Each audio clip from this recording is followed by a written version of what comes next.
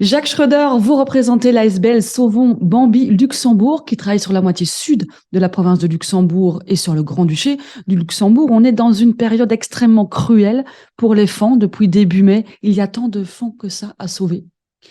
Il y a énormément de faons à sauver. On parle de milliers de faons. Et un chiffre existe même en Allemagne où on parle de centaines, de 100 000 faons environ.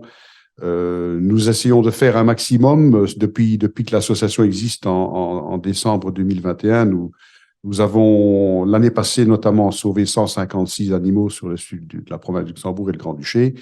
Mais il reste énormément d'agriculteurs qui ne font pas encore appel à nous, soit parce qu'ils ne nous connaissent pas, soit parce qu'ils pensent qu'ils ne faucheront jamais un animal et ça leur arrive. Après, ils viennent nous voir parce que oui, ils ont fauché un animal et c'est très, très traumatisant pour eux.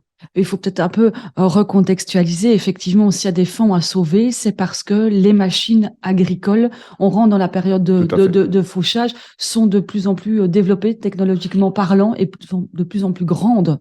Oui, on est loin du petit tracteur qui avance à 2-3 km/h avec une toute petite faucheuse. On est aujourd'hui sur des grosses machines de plus en plus grosses, même pour les professionnels de la fauche, des machines de 15 mètres de large, des faucheuses de 15 mètres de large avec des véhicules qui avancent à 15-20 km/h. En plus de ça, on fauche de plus en plus souvent. Parfois, on fauche 3 fois sur l'année. Ça va depuis le régras actuellement jusque à l'ensilage, le fauchage traditionnel, les fauches tardives. Donc, voilà. Et oui. Comme les faons ont l'ordre de leur maman de ne pas bouger pour ne pas dégager d'odeur et ne pas être vues par les rapaces, eh ben, elles se laissent complètement broyer, c'est ça, hein, par les machines qui arrivent. Vous voyez des scènes quand même qui sont interpellantes, Jacques. Oui, tout à fait. Donc, l'animal va rester immobile, il va se laisser vraiment broyer par la machine. On va le retrouver avec 2 ou 3 pattes en moins, une partie du corps mutilé, peut-être encore vivant, il va falloir l'achever. C'est très, très, très difficile pour un agriculteur.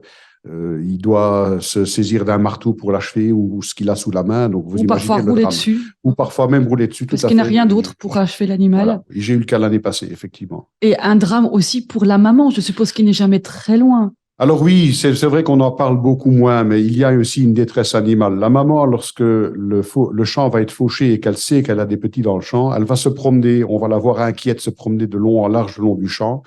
Si malheureusement un petit animal est fauché, elle va essayer de le relever, elle va essayer de le refaire marcher, etc. On voit vraiment, elle peut même le veiller, elle va rester auprès du cadavre pour le veiller. Donc il y a vraiment une véritable détresse animale. Vous avez sauvé combien de faons sur cette partie de la province de Luxembourg et le Grand-Duché en 2022? Alors en 2022, on a sauvé, je crois, exactement 156 faons sur cette zone et nous étions une très petite équipe de 4 personnes. Donc ça pourrait être beaucoup plus parce que les besoins sont beaucoup plus grands que cela. Il vous manque des moyens, il vous manque encore des pilotes qui sont en cours de formation. Il vous manque aussi des agriculteurs qui fassent appel à vous parce que c'est pas encore un réflexe. Tout à fait. Ce n'est pas encore un réflexe parce que soit, comme je l'ai dit, on ne nous connaît pas ou on pense qu'on ne doit pas nécessairement faire appel à nous parce qu'on est sur des parcelles qui sont pas susceptibles de contenir des animaux, ce qui n'est pas vrai. On a remarqué que certaines parcelles, pendant des années, on n'a jamais rien trouvé, et puis brutalement, une année, on retrouve plusieurs animaux. Pourquoi? C'est un petit peu le mystère de la nature. Parce qu'on voit vos drones notamment survoler Florenville, Nobressart, Musson, Saint-Léger, mais côté Grand-Ducal, ça passe quand même plus vite à la vitesse supérieure, parce que là, vous y menez une expérience pilote. Voilà, alors on a une expérience pilote avec 6 communes de l'ouest du Luxembourg qui ont acheté 3 drones plus tout l'équipement connexe et qui doivent les mettre à disposition pour la saison. Ce sont les communes de Garnisch, Steinfort, Abst, Beckrich, Zöll. Et donc, ça, c'est une expérience très intéressante. Ces communes ont également organisé des séances d'information pour la population des agriculteurs et également dans le but de recruter des pilotes. On espère mener vraiment à bien cette expérience cette année, ce qui nous permettrait, je pense, de rebondir là-dessus l'année prochaine pour nous étendre considérablement et intéresser de nouvelles municipalités.